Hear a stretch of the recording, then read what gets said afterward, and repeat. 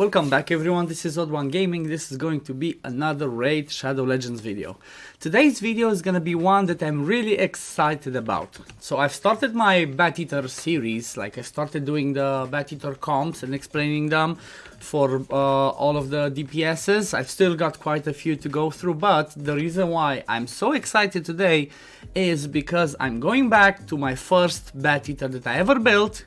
And that is the Bateater using Rugnor Goldgleam, the epic dwarf that is void affinity. Why did I use this champion? Why did I not use somebody else? Well, the thing is like this. For the Bateater, you don't have insanely many options. Like just mentioning at the top of my head, you have what? Ninja, Draco, Thane, Anax, Jintoro.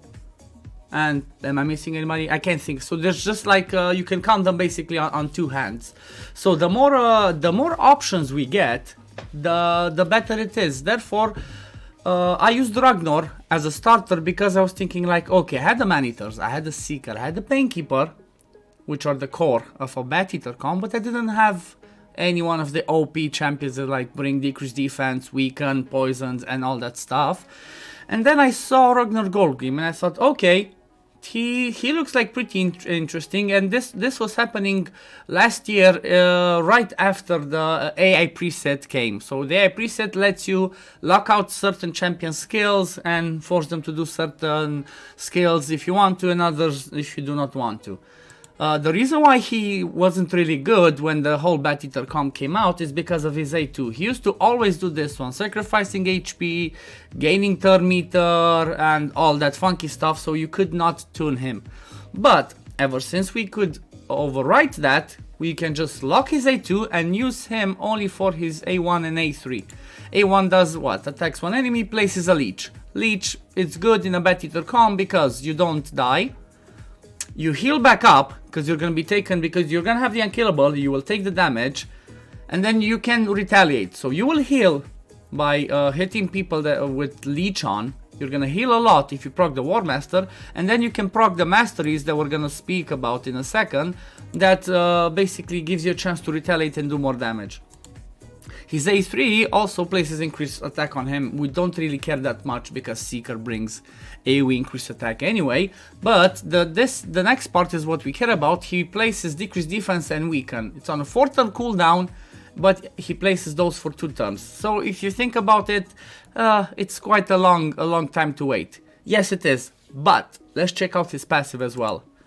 Decreases the cooldown of this champion's Gleam of Avarice, which is his A3, this one that's on a 4-turn cooldown, by 1 turn every time this champion loses 15% HP.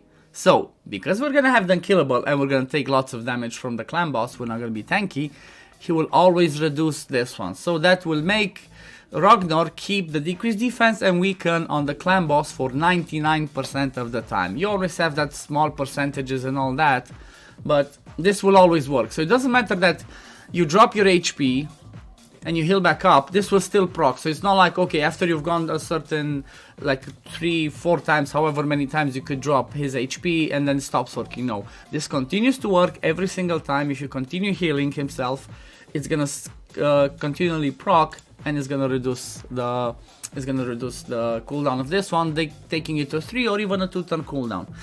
So let's check out the builds of Rugnor for start, or actually let's go with the Masteries. I always start with the Masteries. So the Masteries, we can check Rugnor. The Masteries usually are about the same. You go into crit rate, then you want crit damage because obviously you want a lot of damage. You take Life Drinker. Normally you would take Life Drinker because you wouldn't have a leech, but even with him having the leech brought, you can still take this one or you can skip it. It's up to you, but I would still take it because it's good for other content. And going down this way, taking these Masteries for extra damage. Then, as a priority, you always want, whenever you have an unkillable team, doesn't matter if it's the Bateater, if it's the budget unkillable, anything, any team that you're gonna use with the Man-Eaters or with Sir Nick, that you will have the unkillable, not the block damage, you always want to take Retribution. So this is the only one that you care about. You don't care about the ones on top, you care about the Retribution. Let me move myself out of the way a bit. Yeah, so you care about the Retribution because what Retribution does is it gives you a chance to counterattack whenever you lose 25% HP or more with the basic skill, the default skill, the A1. What that does is it gives you a chance to proc another War Master, therefore doing more damage, and Life Drinker to heal more, and so on and so forth. So it's a cycle of you constantly healing back up and proccing Retribution again, healing up, proccing Retribution again, and doing lots and lots of damage. Like, I had some tests I've done a while back, and before I had Retribution, I was losing like at least 3 to 5 million damage per champion in the Bateater comp. So without having this one, I was losing like 3 to 5 million. Maybe I'm exaggerating, but those are the numbers that I remember. So these are the masteries that we have on Rugnor. Everything else, it doesn't really matter. You can optimize depending on where you are going to use your other champions in other areas. So the same thing we have on the fast Maneater, same thing we have on the other Maneater, same masteries on Seeker, same masteries on Paykeeper. The only thing that you need to bear in mind is, and be careful, is if you are running Paykeeper in Retribution Mastery, which makes her attack with her A1, that gives her turn meter on this skill, 10%, you have to have a 10 speed, 8 to 10 speed difference between Seeker and Paykeeper. So let's say you run Paykeeper at 240 speed, you need to have Seeker at least 248 speed. So you need an 8 true speeds difference between them, otherwise it's going to go out of sync. Another really important thing that you need to bear in mind is you need to have the Maneater's A3s fully booked. These ones are not necessary, but it's gonna give you more damage. You need to have Seeker's A2 fully booked. Same thing on this one, you don't really care, you just want this one to be on a 3-turn cooldown. And you want Paykeeper's A3 to be fully booked. You don't care about the A2 for the Bateater. For budget unkillable comps or for other comps, you need this one booked as well, because it has to go at certain times in the right rotation. So this was the important part about having them booked. Now let's look at the builds. So as we usually have on the Bateater DPS champions, I put Rugnor Goldgleam in a Relentless. Honestly, I tried to get not my best gear, but let's say like my second or third best gear on my account on the clan boss team now, because I wanted to see can we actually one kill Rugnor or not, because before I was like 10 million away. Like that was almost, I think, like what, 8-10 months ago. So we have Rugnor in Relentless, 4.3k attack, 219 speed, 100% crit rate, 259 crit damage, 242 accuracy. You want to have the accuracy so he lands his leech and his decreased defense and weaken. Because Rugnor doesn't bring any poisons, you have lots of space on the debuff bar. You have like 8 more spaces to place other debuffs. So just like in the case with Ninja, Rugnor is the same thing. He only has what? Decreased defense and weaken. Ninja will have the burn as well. He has the leech as well. So you have, 7 slots. So we're gonna bring 2 people in toxic sets that can do extra damage on the clan boss, which is gonna ramp up to be a lot. So Maneater, the fast one, I managed to have good speed rolls on the toxic set, so I got him in a toxic set. He's running at 3.2k attack, 266 speed. You need this one to be 265 minimum speed, 100% crit rate, 174 crit damage. Accuracy, you don't care, you want it as low as possible, you don't want to land a decreased attack. Second Maneater we have in the slow one, we have in random gear, 3.5k attack, 241 speed, 100 crit rate, 263 crit damage. This one's it's quite gonna smack really hard, I guess. Then the Seeker we have at 251 speed, 4k attack, 100% crit rate, 256 crit damage. Yeah, I hope you could see, I'm just looking now, I hope you could see the accuracy, but I mentioned it anyway. Paykeeper, 240 speed. As we see, I have 11 speed difference between my Paykeeper and Seeker, so therefore no problems with the Retribution Mastery. She has 3.4k attack, 2.1k defense, 240 speed, 100% crit rate, 221 crit damage. The stats on her, I usually try to optimize her for her A1, because this is the skill that she will use most of the time, not the A2. So she will use the A1 when she attacks normally and when she counterattacks. So therefore you want more defense and attack than HP, even though her damage scales from HP here. So this is what you care about. Okay, that is it. Let's check the preset, and then we are going to check the run. I'm not gonna run the key again because I already run, like, as you see, I already ran like 3 keys with different other teams and stuff like that. But let me show you the presets. So if you go over here on Rugnor, you want to lock out his A2. So just go here, do not use. That's all you need to do for him, nothing else. I also put him in the lead because nobody else's aura is gonna influence us, but it can help us in a different way, and that is if he goes first and he places his leech on from the A1 and then the other ones come and attack, they have a shot of like healing to full and maybe doing more damage. If one caveat that I forgot to mention about this team, let me go quickly back.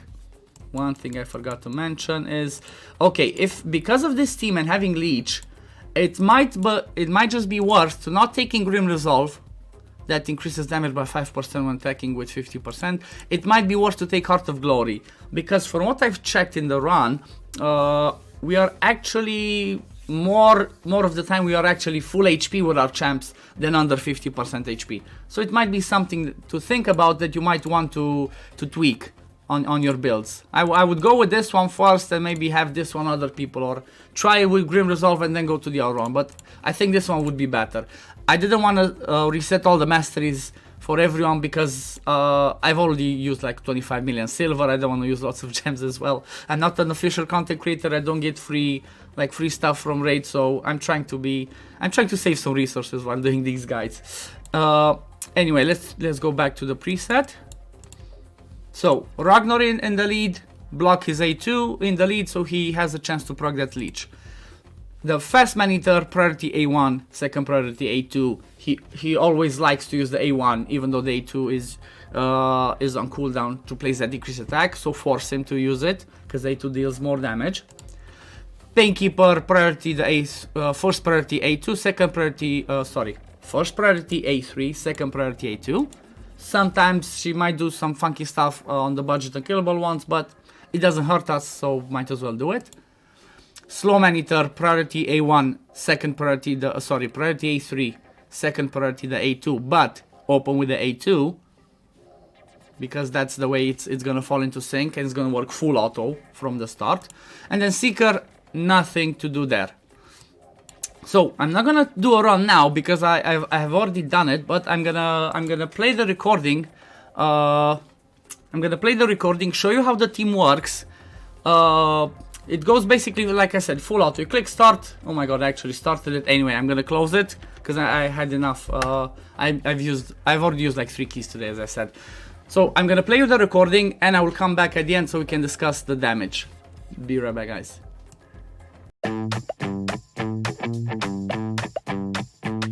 Calzone. Calzone. Calzone. Calzone. Calzone. Calzone.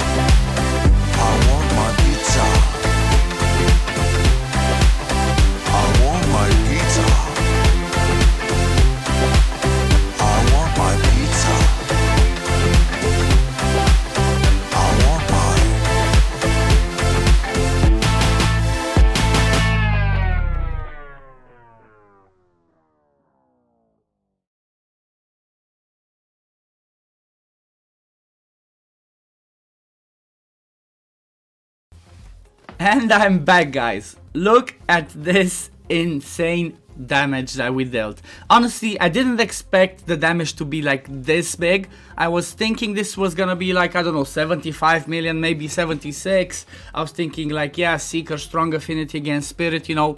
I was just making ideas in my head.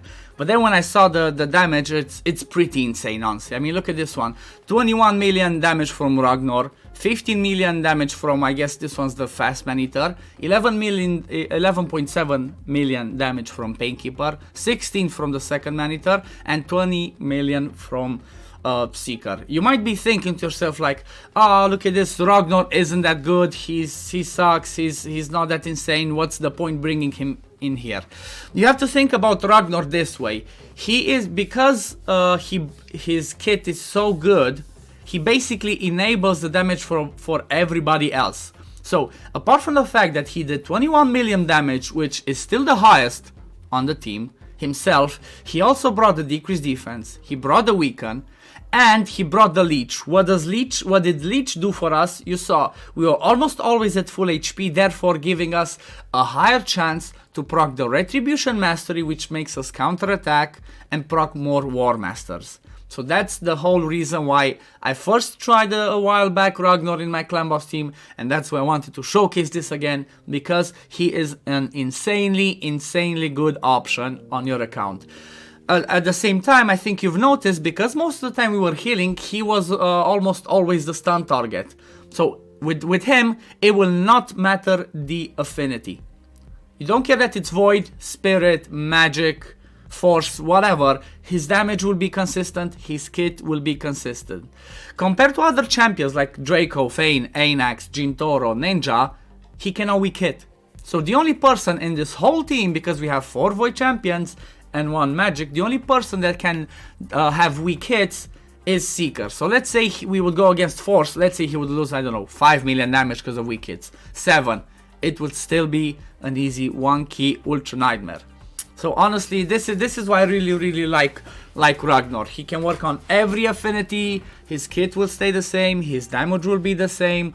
The utility that he brings is insanely good. So if you guys have like all the prerequisites for a Bateater team, and let's say you started after Ninja, so you have the Maneaters, you have the Seeker, you have the Painkeeper, but you don't have that DPS that everybody uses, use a Rugnor. Rugnor is insanely good. I believe he's still, I haven't seen other people talk about it. Maybe there's other people that did this video or not. I haven't looked into it, but I believe he's underrated and he should get more love in the Bateater comp as a DPS. Anyway, guys, I have rambled enough. I hope you enjoyed this video. I hope this video helps somebody out there with that has the Bateater comp but doesn't have the good DPS. I hope they have a Rugnor, and if you are watching the video right now and you have the champion, leave a comment and tell me how it went for you. Anyway, guys, I will call, this is gonna be it for this video. Thank you for watching, hope you enjoyed my content. Leave a like, leave a comment down below if you have any questions, and I will see you all in the next video. Peace, love you guys, and take care.